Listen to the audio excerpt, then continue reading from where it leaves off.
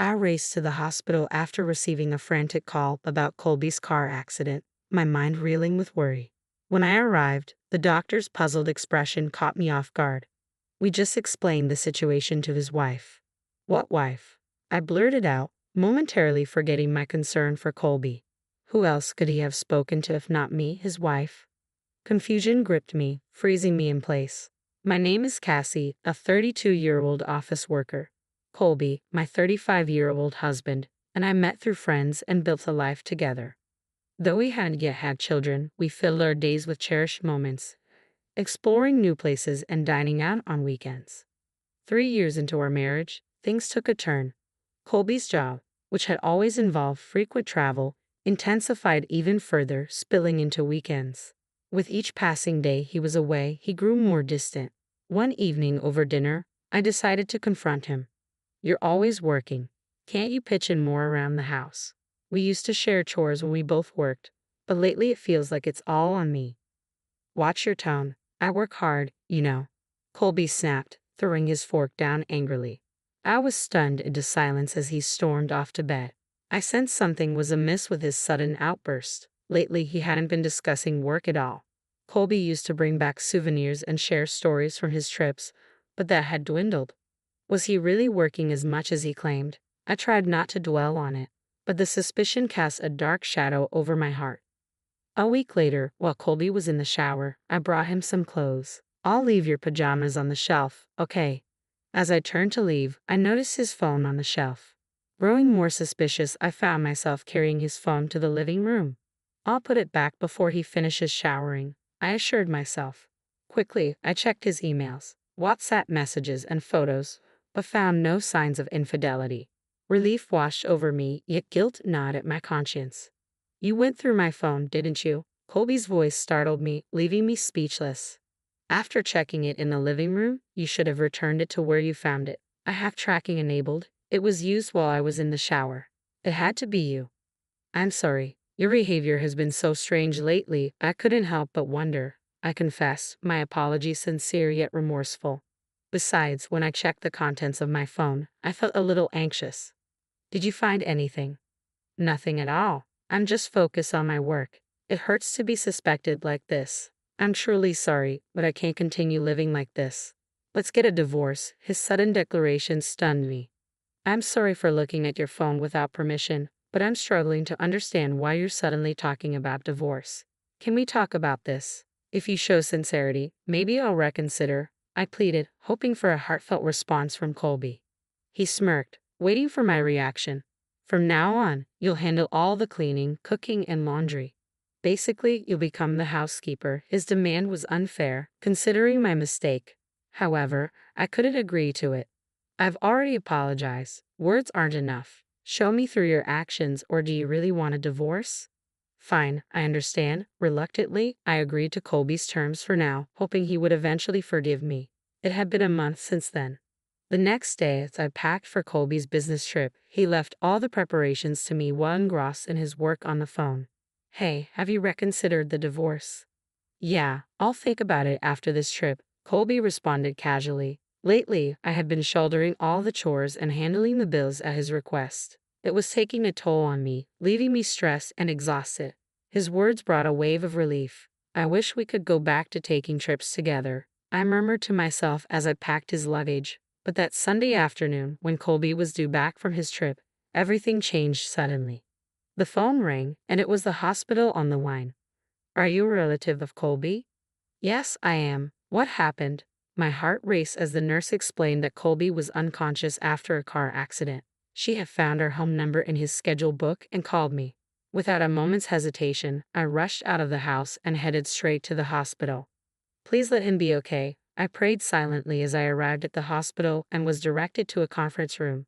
How is my husband? I asked anxiously as I entered, confusion clouding my thoughts and making my heartbeat thunder in my ears. We just briefed his wife on the situation, the doctor replied, casting me a puzzled look. What? I exclaimed in shock at the doctor's unexpected revelation. What are you saying? The doctor explained that Colby was in the car with another woman during the accident. Both were unconscious. Yes, I'm so sorry, I admitted, finally convinced by the evidence she showed me. As she opened up, she introduced herself as Effie, revealing she worked for one of Colby's client companies. He had deceived her into believing he was single and they had been in a relationship for a year. They were even planning to marry soon and had purchased the condo together. He bought a condo. Yes, we picked it out together. He said he would take care of everything. The shock hit me hard. He must have been using the money I contributed to our household expenses for that condo. I had told the doctor I was his wife because I had no idea he was already married. I'm truly sorry. Effie apologized, her voice filled with sincerity and tears threatening to fall. Initially, I had wanted to confront and blame his mistress, but now I felt more pity than anger towards her. She, too, had fallen victim to Colby's deceit. Please don't blame yourself. You were deceived by him just like I was. Instead, I have a favor to ask. I proposed to Effie, who regarded me with uncertainty. What do you say we team up to get back at Colby? Her expression shifted to confusion at my unexpected suggestion.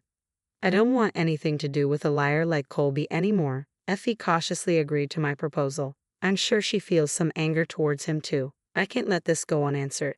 With that settled, we exchanged grins and shook hands, plotting our revenge. Starting the next day, I continued to care for Colby as if nothing had changed. Effie also visited him discreetly when I wasn't around, ensuring he remained oblivious. Throughout it all, Colby continued to treat me poorly. Finally, the day of his discharge arrived, and I drove him home. Drive more carefully. I'm injured, you know, he remarked casually from the passenger seat. You're so useless, Colby sighed loudly, his attention already drifting to his phone, likely texting Effie. He seemed so carefree, unaware of everything. I couldn't help but smirk as I accelerated the car. Upon arriving home, I pressed the doorbell. Colby smirked. No one's home, you know. But today was different. Welcome home, Effie greeted him as she opened the door. What? Why? Colby looked bewildered as Effie ushered him into the living room. Even after he sat down, he remained speechless. What's going on? Colby finally managed to ask. We met the day you were hospitalized. We've become good friends, I explained calmly. What are you two planning? His suspicion was palpable. We're not planning anything sinister. We just want to discuss the future, I clarified as Effie and I sat facing Colby, who started to lose his composure. What's going on? You've been having an affair, haven't you? Pretending to be on business trips while actually with her. You've even bought a condo to live together. You threatened divorce just to be with Effie, I accused, my voice tinged with hurt and anger. Colby fell silent for a moment before defiantly meeting my gaze. Of course, I'd rather be with a younger woman like Effie than with an old hack like you. So, you're going to divorce me? I nodded, trying to mask my own hurt. We were planning to get married soon, so it all works out, right, Effie? Colby smiled at her, but she remained expressionless. I won't marry you, Colby, Effie stated firmly. What? I almost chuckled at Colby's stunned expression. You lied to Effie about being single, and now you think you can marry her. But you're leaving me, Effie. There's nothing stopping us now. Effie let out a deep sigh. After seeing how you treat your wife, I have no desire to marry you. I can't subject myself to that, Effie said firmly, her tone resolute. Colby's pleading tone sent a shiver down my spine. Why did you bring Effie here? You're confusing her. Fix this. Actually, I'm glad Effie could see the truth for herself. And here are the divorce papers. I've signed and stamped them already. You just need to do your part, I stated calmly, handing over the paperwork. It seemed Colby had been lost in a fantasy of a blissful life with Effie, oblivious to the practical and emotional consequences. Of course, you'll have to pay. You had an affair. I have plenty of evidence, including WhatsApp messages and photos from Effie, I stated firmly. No way. I'll also be seeking damages since you deceived me into thinking we were in a serious relationship with plans to marry. Being with a cheater like you makes my skin crawl. Don't ever contact me again. Between Effie and me, you're looking at about $4,000 in damages. Just so you know, I concluded, my voice unwavering. Initially trembling with anger, Colby's knees buckled, and he began to shake with anxiety. That's impossible. I just bought a condo. That's not our problem, Effie asserted as we stood over Colby, who hesitated before finally crawling over to my side. I made a mistake, okay? It was a moment of weakness. I'll never cheat again. Please give me another chance, he pleaded, looking up at me with clasped hands as if praying. Stand up, I commanded, my disgust mounting at his pleading expression. You were ready to leave me. How can I trust anything you say? Don't bother. From now on, communicate through my lawyer. And ask for that condo. It's marital property, so we'll be splitting that too. What? What is this? Colby seemed stunned, clearly having daydreamed about a blissful life with Effie without considering the financial implications. Leaving our lawyer's business card on the table in front of him, Effie and I stood up and walked away. Wait, what am I supposed to do if both of you leave me?